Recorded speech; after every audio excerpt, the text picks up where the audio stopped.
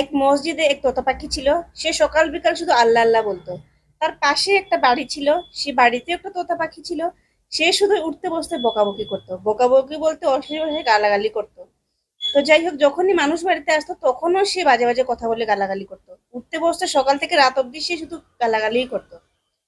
তো সে একদিন সেই মহিলাটা বলল যে পাশে যে মসজিদের বাড়ি, পাশে যে বাড়িটা আছে, সেই মহিলাটা বলল, মানে ইয়েকে, মসজিদের হুজুরকে বলল যে আপনার তোতাটা শুধু আল্লাহ আল্লাহ বলে আর আমার তোতাটা শুধু বকাবকি মানে বাজে ভাষায় কথা বলে, কেন এরকম?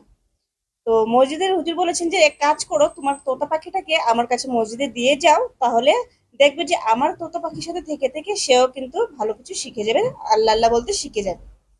তো বেশ এরকম করে দিয়ে আসলেন কি উনি, ওনার তোতাটাকেও দিয়ে আসলেন। কিছুদিন পর বকাটা তো বন্ধ করেছে তোতা পাখি, কিন্তু সে মানে ভালো যেটা ছিল, যেটা আল্লাহ আল্লাহ বলতো, সেটাও কিন্তু খারাপ হয়ে গেছে, মানে খারাপ হয় নাই, মানে বলা বন্ধ করে দিয়েছে। আল্লাহ আল্লাহ বলাটা বন্ধ করে দিয়েছে। সে তো বকাঝকা বন্ধ করেছে, সেও আবার ভালো কথা বন্ধ করে দিয়েছে। তো তখন উঠে হুজুর উঠে চিন্তা করলো যে সে কেন এখন বলা তো বন্ধ করে দিয়েছে আল্লাহ আল্লাহ। তো হুজুরকে ততটাকে জিজ্ঞেস করলো, তুমি এখন কেন বন্ধ করে দিলে? ওর বাজে কথাটা বন্ধ করে দিলে, তুমি কেন তোমার ভালো কথাটা বন্ধ করে দিলে? বলছে, আমি যে বলতাম, আমি তো আল্লাহর কাছে সেটাই চাইতাম, যে আমার জন্য একটা বন্ধু লাগে, আমার একটা বন্ধু লাগে। আমি একা একা মানুষের সাথে থেকে আমি পারছি না। সেই জন্য আমি আল্লাহকে সারাক্ষণ বলতাম যে আমাকে একটা বন্ধু দাও। এদিকে আবার তোতা পাখিটা বলছে, যে গালিগালিজ করতো যে তোতা পাখিটা, সে বলছে যে আমিও তো সেই জন্যই গালাগালি করতাম, কারণ আমি বাড়িতে ছিলাম, আমার কাছে কোনো আল্লাহর কোনো ছবি ছিল না, পাশে কিছু ছিল না, সেই জন্য বকাবকি করতাম যাতে আমাকে তাড়িয়ে দে। তো তাড়িয়ে দিলে আমি ওই ওই তোতা পাখির কাছে দৌড়ে চলে আসতে পারি। তো এই গল্পটা দিয়ে আমিও সেটা শুনেই একটু তোমাদেরকে বলেছি। গল্পটা আমার কাছে দারুণ লেগেছে, তো সেই জন্যই বলছি তোমাদের কাছে শেয়ার করে দেখি।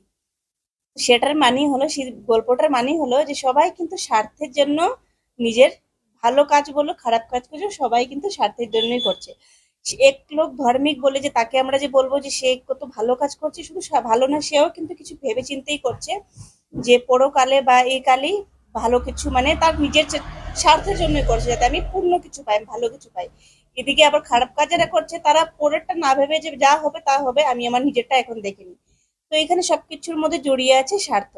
স্বার্থ ছাড়া পৃথিবীতে কিছুই হয় না। তো দুটোই এটা দিয়ে বোঝালো যে একজন ভালো যে করছিল সেটা তার নিজের স্বার্থের জন্যই, আর একজন খারাপ দিক করছিল তার নিজের স্বার্থের জন্য। গল্পটা কেমন লাগলো অবশ্যই কমেন্ট করে জানিও।